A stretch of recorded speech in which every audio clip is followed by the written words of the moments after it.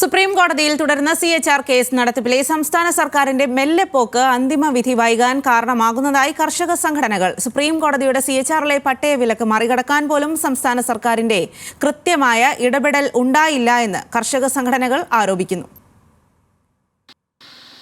കഴിഞ്ഞ വർഷം ഒക്ടോബർ 24-നാണ് CHRൽ പട്ടയം നൽകുന്നതിന് സുപ്രീം കോടതി വിലക്കേർപ്പെടുത്തിയത്.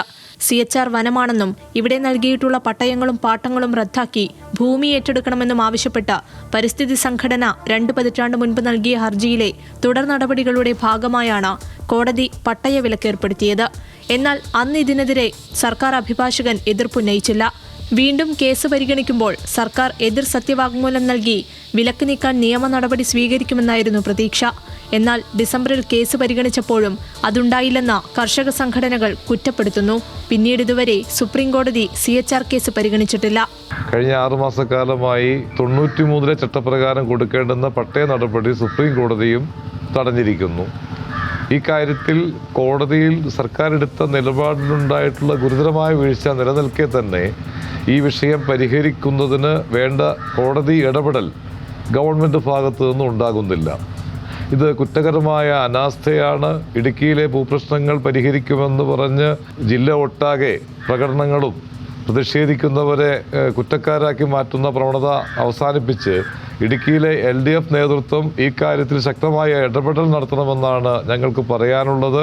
1964-ലെ ഭൂപതിവ് ചട്ടപ്രകാരമുള്ള പട്ടയ വിതരണം 2024 ജനുവരി 10-ന് ഹൈക്കോടതിയും വിലക്കിയതോടെ ജില്ലയിലെ പട്ടയ വിതരണം പൂർണ്ണമായും നിലച്ച സ്ഥിതിയാണ്. ജില്ലയിലെ CHR മേഖലയിലെ പട്ടയ നടപടികളെങ്കിലും പുനരാരംഭിക്കാൻ സംസ്ഥാന സർക്കാർ സുപ്രീം കോടതിയിൽ മെമ്മോ ഫയൽ ചെയ്ത് കേസ് പരിഗണിക്കാൻ നടപടി സ്വീകരിക്കണമെന്നാണ് കർഷക സംഘടനകളുടെ ആവശ്യം. ഇവിടെ ലാൻഡ് രജിസ്റ്ററിൽ പേര് ഉള്ള കൈവശം എന്ന് 71-ന് മുമ്പ് കൈവശം രേഖപ്പെടുത്തവർക്ക് മാത്രമേ പട്ടയം നൽകുന്നുള്ളൂ എന്നുള്ള കാര്യവും കോടതിയെ ബോധ്യപ്പെടുത്തുന്നതിൽ പരാജയപ്പെട്ടു. അതുകൊണ്ട് തന്നെ ഈ വിഷയത്തിൽ വേണ്ടത്ര ഗൗരവം കാണിക്കാതെ ഇനിയും മുന്നോട്ട് പോകുന്നത് ഈ ജനതയോടുള്ള കടുത്ത വഞ്ചനയായി കാണേണ്ടി വരും. പട്ടയം നൽകാനാകാത്ത സാഹചര്യം വ്യക്തമാക്കി സർക്കാർ റിവ്യൂ പെറ്റീഷൻ നൽകിയാൽ സുപ്രീം കോടതിയിൽ നിന്ന് അനുകൂല തീരുമാനമുണ്ടാകുമെന്നാണ് നിയമവിദഗ്ധരും പറയുന്നത്. 1986-ൽ CHRൽ ഉൾപ്പെടുന്ന 20,363.159 ഹെക്ടർ ഭൂമിക്ക് പട്ടയം നൽകാൻ കേന്ദ്ര സർക്കാർ അനുമതി നൽകിയിരുന്നു. ഇതിനെതിരെ പരിസ്ഥിതി സംഘടന ആദ്യം ഹൈക്കോടതിയെ സമീപിച്ചെങ്കിലും അനുകൂല വിധിയുണ്ടായില്ല. തുടർന്ന് സുപ്രീം കോടതിയെ സമീപിച്ചു.